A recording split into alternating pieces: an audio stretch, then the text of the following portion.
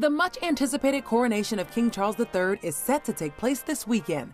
One of the major questions on everyone's mind is what role will Prince Harry play in this historic ceremony, and most importantly, where he stands with the royal family. So let's take a trip down memory lane and look back at the royal rift between Harry, William, and King Charles. After the tragic death of their mother, Princess Diana, Harry faced immeasurable grief at just 12 years old. In an Apple TV Plus docuseries, The Me You Can't See, Harry opened up about the trauma he experienced during his mother's funeral and how he struggled to share his pain with the world. It was like I was outside of my body and just walking along doing what was expected of me. Showing 1/10 of the emotion that everybody else was showing. In the docuseries, Harry also admitted he was angry over his mother's death and the fact that there was no justice.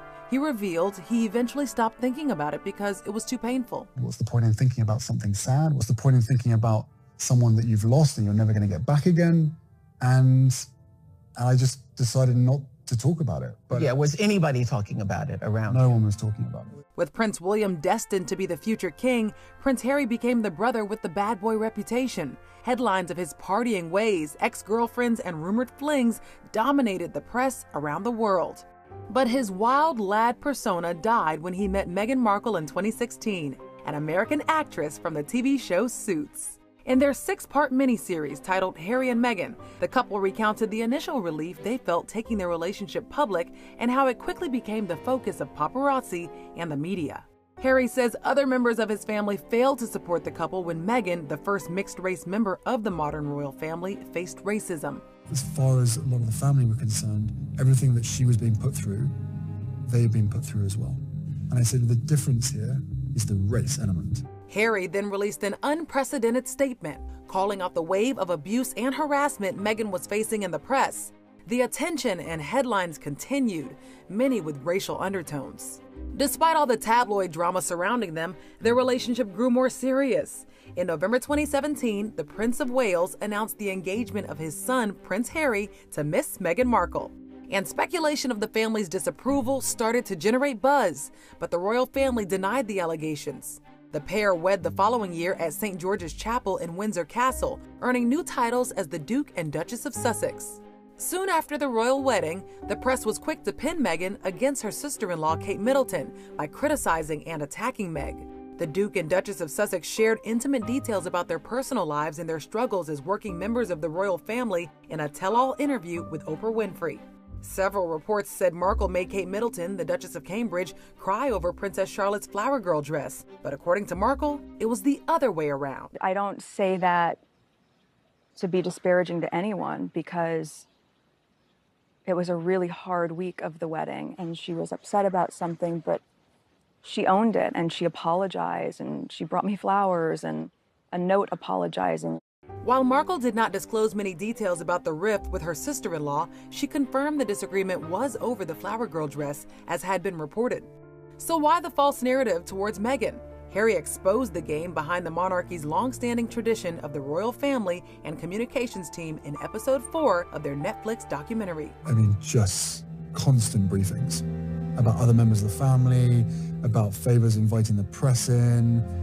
It's a dirty game. You know, there's leaking, but there's also planting of stories.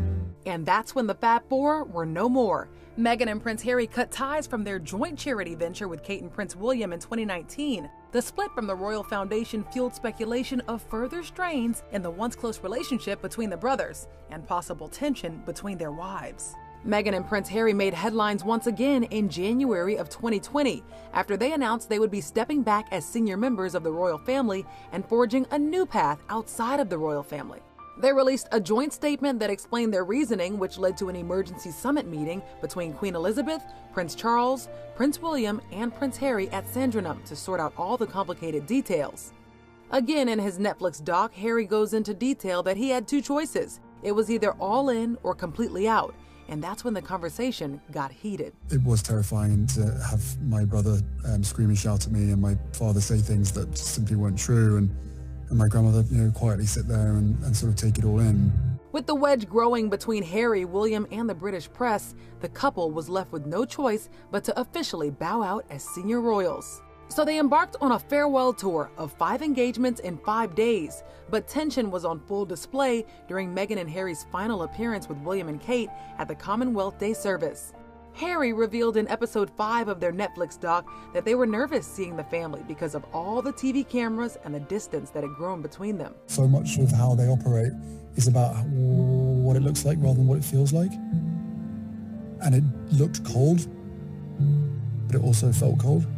After more than a year of not speaking to his family, on April 2021, Her Majesty the Queen announced the death of her beloved husband. His Royal Highness Prince Philip passed away peacefully at Windsor Castle.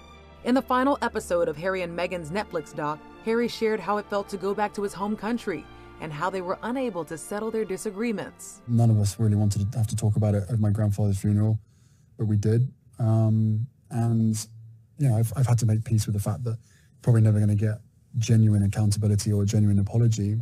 The brothers continued to put up a united front for the cameras. A second reunion took place at Princess Diana's statue unveiling, and the day went as planned. The following year, in September 2022, it was announced that Queen Elizabeth II had passed away. Immediately, King Charles began sending signals that he was open to reconciliation with his youngest son. He expressed his love for Harry and Meghan as they continued to build their lives overseas in his first address as monarch. He made an exception to allow Harry to wear his military regalia for the Queen's vigil, despite the fact that Harry was stripped of his military titles and patronages after stepping back. Harry and Meghan joined William and Kate Middleton, the Princess of Wales, for a walkabout at Windsor Castle to greet mourners, marking the first time the Fab Four participated in a royal event together in years. But Harry confirmed in Spare that his relationship with his father and William was tenser than ever at the time of the Queen's death, and it did not bring them closer together. William and Harry processioned behind the Queen's coffin together at her funeral on September 19th. Harry said they were barely exchanging a word.